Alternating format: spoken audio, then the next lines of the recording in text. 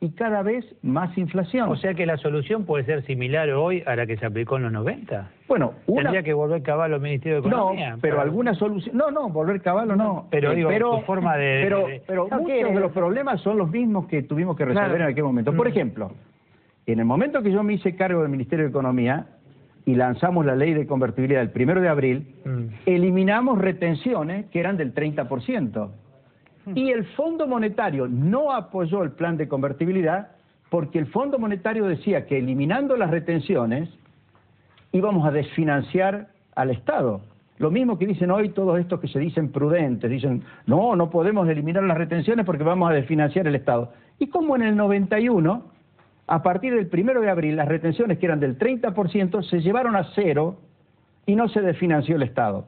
¿Por qué? Porque se puso en marcha un plan que creó expectativas favorables, que permitió de inmediato la reactivación de la economía en condiciones de estabilidad y se empezó a recaudar por IVA y por ganancias todo lo que se necesitaba para financiar un nivel de gasto que pasó a estar más controlado que lo que había estado antes. Yo no veo hoy, doctor Cavallo, a la dirigencia, ¿no? A la dirigencia política, a la sindical, reconociendo estos temas. Al contrario, dice, toda la culpa de lo que estamos viviendo es la culpa de los 90. Usted lo sabe. No, ese es un escapismo. Ese es un escapismo. Si no hubiese sido por los 90, hoy no tendríamos electricidad, no tendríamos gas, no tendríamos comunicaciones, no tendríamos infraestructura de transporte, no tendríamos exportaciones de ningún tipo, porque antes de todas las inversiones de los 90 no había capacidad para producir electricidad, no había capacidad para producir gas, no había capacidad para transportar nada. El otro día lo veía a Pino Solanas decir que nosotros destruimos los ferrocarriles. Los ferrocarriles estaban absolutamente destruidos a fines de los 80, principios de los 90. No se transportaban ni pasajeros ni carga. Por lo menos, los ferrocarriles, salvo el Belgrano, que nunca logró rehabilitarse, pero por lo menos transportan carga, transportan granos hasta los puertos y se empalma el ferrocarril con puertos que son modernos y se han dragado los ríos y pueden salir los barcos llevando grano de una manera eficiente. Todo eso es fruto de la inversión de los 90. Realmente este gobierno pudo tener años de crecimiento económico gracias a dos factores que nada tienen que ver con las políticas que han aplicado. Primer factor, toda la inversión de los 90. Inversión que no existió en estos últimos años. Segundo factor, la bonanza internacional. La bonanza internacional que para la Argentina todavía continúa, porque si uno compara los precios a los que hoy se está exportando la soja, son casi el triple de los precios a los que exportábamos. Perdimos mercados igual, 2001. ¿No? Que ganó Brasil y ganó Uruguay. Digo, perdimos mercado, ¿no? Pero fíjense, ¿cómo estaremos de mal que con una moneda que está devaluada frente al real, a punto tal de que se necesitan 2 pesos para comprar un real? Porque hoy día se compra un real con menos de... Perdón, se compra un dólar con menos de 2 reales, pero se necesitan casi 4 pesos para comprar un dólar. En estas condiciones seguimos teniendo déficit comercial con Brasil. Quiere decir que Brasil tiene una capacidad exportadora muy superior a la de Argentina. En la década de los 90 se decía que no podíamos exportar por culpa del tipo de cambio. Y sin embargo, en la década de los 90 aumentaban las exportaciones en términos de volumen, incluso más que lo que están aumentando ahora, o lo que han aumentado en estos últimos años, pero además teníamos superávit con Brasil. Lo que ocurre es que en la década de los 90 no se le cobraban impuestos a los exportadores, que ahora sí se le cobran. Además se hizo un gran esfuerzo por abaratar al máximo el costo de los insumos. Y en el 2001 tomamos una medida que para mí era muy importante y que ahora habría que volverla a tomar, que fue autorizar a que los aportes patronales jubilatorios o los impuestos sobre la nómina salarial se tomen como un IVA compra y se puedan deducir del IVA. Fíjense, un solo gremio consiguió que le mantuvieran ese privilegio, que es un privilegio al recibir de un solo gremio. ¿Qué gremio es? El de Moyano.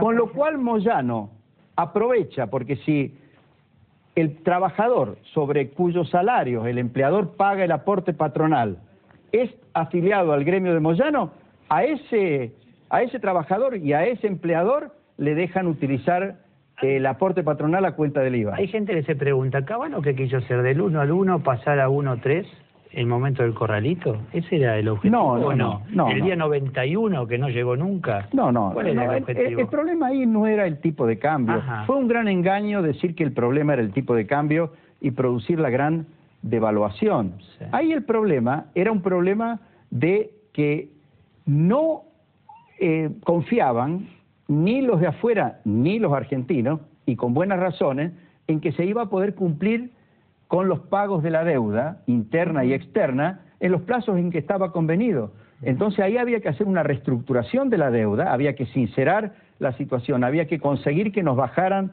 los intereses, pero lo que no debía hacerse era ni devaluar de la forma como se devaluó, y mucho menos dejar de cumplir con las obligaciones.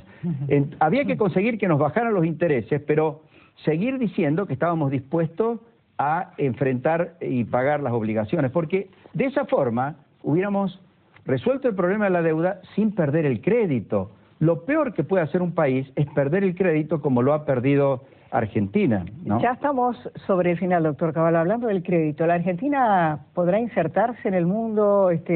Mudú ha hablado de que hacia fin de año quizás nuevamente Argentina pueda ingresar en los mercados internacionales. ¿Cómo lo ves? Eso sería fácil, pero no a través de las medidas que toma Mudú hasta ahora, o por lo menos las que ha tomado.